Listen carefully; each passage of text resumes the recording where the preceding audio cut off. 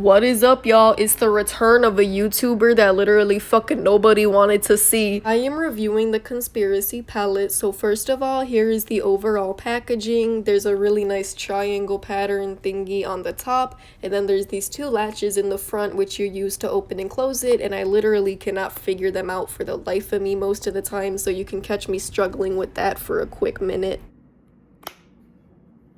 Finally figured that shit out, so now let's get to the actual shades. As you can see, they're really vibrant, really shimmery.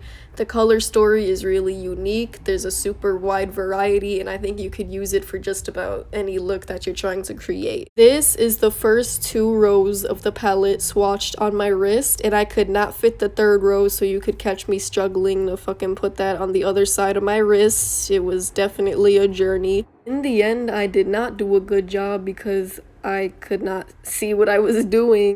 Overall, I think my top three favorite shades would have to be Trisha, My Rides Here, and then of course Flaming Hot, because those are my three favorite colors. I know that a lot of you are gonna cringe at the fact that I wiped the mirror with my hand, but the mirror is really good and I use it for basically everything, like putting on my lashes and shit. I noticed that the colors got all over my fingers, which led me into a question that I got asked a lot, which was, do the shades stain? And as you can see from me wiping it with a makeup wipe, they do not stain. It left nothing. I don't know why people complain about this palette staining. It's really not. Get better makeup wipes, come on now. And that's about it for this video. Maybe I'll start being active again, who knows.